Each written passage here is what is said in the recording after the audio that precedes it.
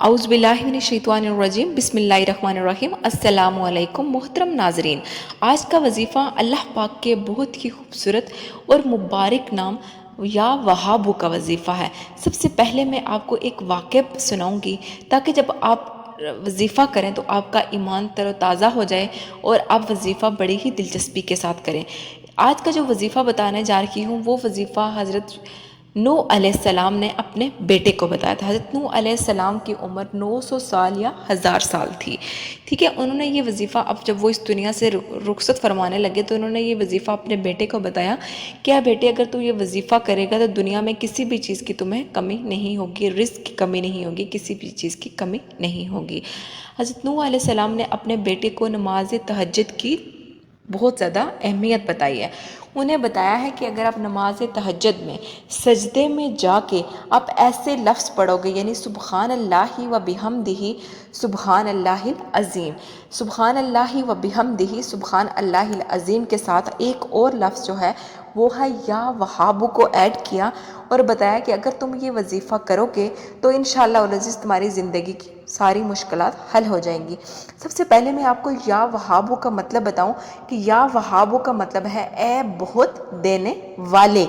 یہ لفظ ہبہ سے بنا ہے جس کا مطلب بغیر معاوضہ کے عطا کرنا ہے، یعنی ایسی عطا جس میں کوئی غرض نہ ہو، جسے چاہا عطا فرما دیا، بغیر عوض کے دوسروں پر مال و دولت نچھاور کر دیا۔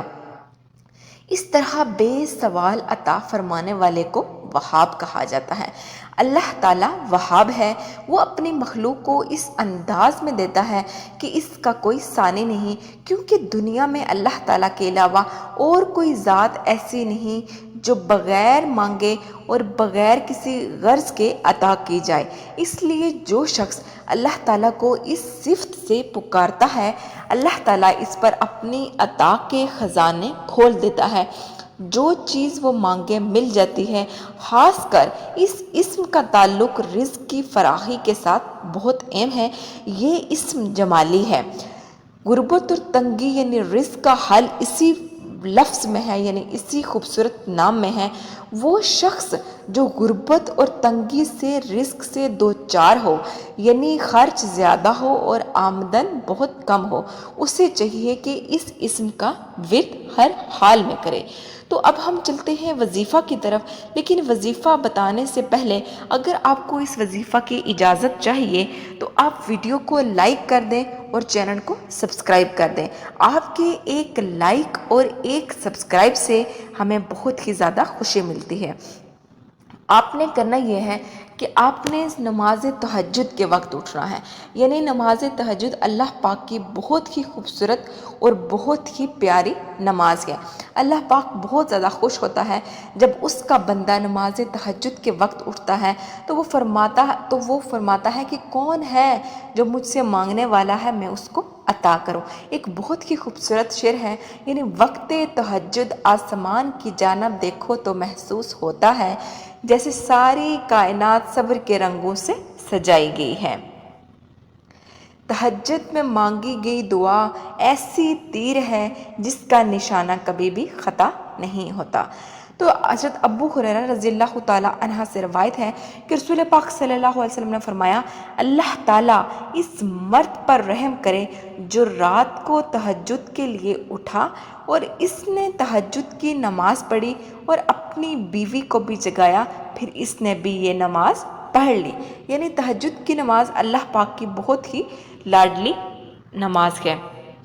ہمارا مالک اور رب تبارک و تعالیٰ ہر رات کو جس وقت آخری تہائی رات باقی رہ جاتی ہے، سما یعنی دنیا کی طرف نزول فرماتا ہے اور ارشاد فرماتا ہے، کون ہے جو مجھ سے دعا کرے اور میں اس کی دعا قبول کروں؟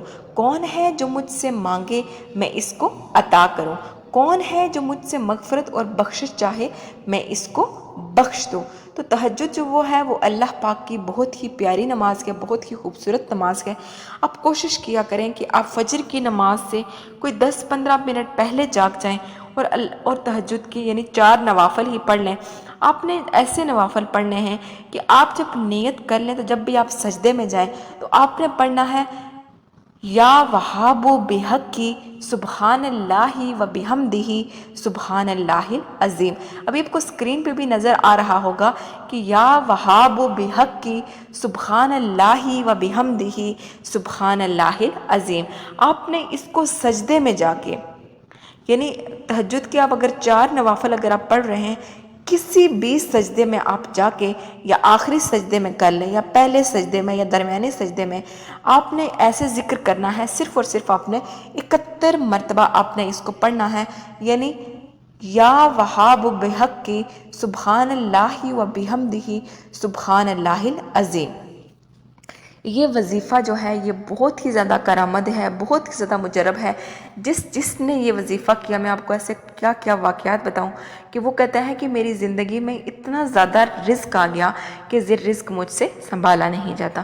آپ نے یہ وظیفہ بڑے ہی وثوق اور بڑے یقین کے ساتھ کرنا ہے، اور ایک بات آپ نے لازمی یاد رکھنی ہے کہ جو دعا ہے وہ عبادت کا مغز ہے، یعنی ہم نماز تو ہم شارٹ یعنی تھوڑی کر کے شارٹ ہم پڑھ لیتے ہیں، یعنی ہم اکثر فرض کی پڑھ لیتے ہیں، نعوذ باللہ ہمیں ساری نماز پڑھنی چاہیے، لیکن ہمیں مصروفیت اتنی زیادہ ہوتی ہے کہ ہم اکثر کوشش کر رہے ہوتے ہیں کہ ہم فرض کی ادا کر لیں۔ اس کے بعد آپ کوشش کیا کریں کہ نماز سے لمبی آپ کی دعا ہونی چاہیے، اللہ پاک سے گڑ گڑا کے رو کے بڑی ہی تحمل مزاجی سے اس سے ضد کر کے مانگیں، جیسے ایک بچہ، چھوٹا بچہ جو ہوتا ہے وہ اپنی ماں سے ضد کر کے ٹوئے مانگتا ہے، اس سے کھلونے مانگتا ہے، اسے کہتا ہے کہ مجھے یہ ٹوئے چاہیے ہی چاہیے، وہ ضد کرتا ہے مجھے یہ کھانے کی چیز چاہیے، تو وہ ماں جو ہے وہ اتنا محبت کرتی ہے، وہ کسی بھی طرح اپنے بچے کے لیے وہ چیز مہیا کر دیتی ہے۔